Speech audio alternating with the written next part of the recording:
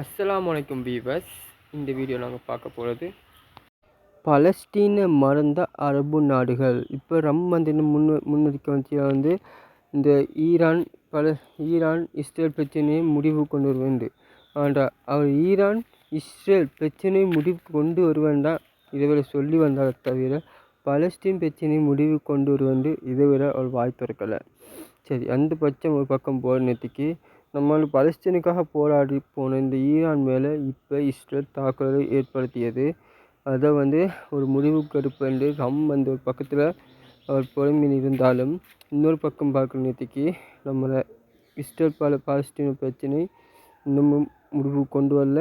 இன்னமும் பலஸ்தீன மக்கள் இருந்து கொண்டுதான் இருக்கிறாங்க என்றும் தகவல்கள் இன்னமும் வெளியே கசிந்து கொண்டுதான் இருக்குது. இன்னொரு பக்கம் பார்க்குற நேற்றுக்கு நம்ம ஈரான் பிரச்சனை ட்ரம்ப் இந்த பிரச்சனையை ஒரு முடிவு கொண்டு வருவாரா?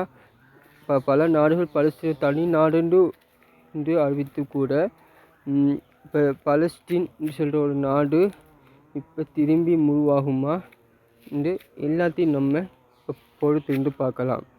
இப்போ ஹமாஸுக்கு மேலே தாக்குதல் நடத்தி நினைச்சிட்டு அவங்க அவங்களையே இனத்தை அழித்து கொண்டு இருக்கும்.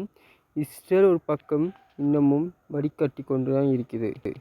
அதுக்கு பின்னால் இந்த ட்ரம்ப் என்னென்ன பிரச்சனைகளை கொண்டு போகிறான்னு, இந்த முடிவுகளை என்ன செய்ய போகிறான்னு நாங்கள் இப்போ பொறுத்திருந்து பார்க்கலாம்.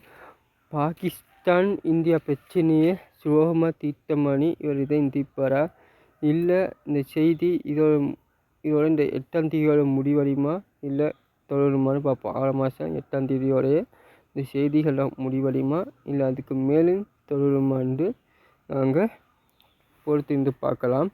வாங்க அடுத்து பார்ப்போம். இந்த வீடியோ நான் பண்ணும்போது வெறும் இது 26ஆம் தேதி தான். நான் தான் இதை 8ஆம் தேதிக்கு போட்டிக்கிறேன்.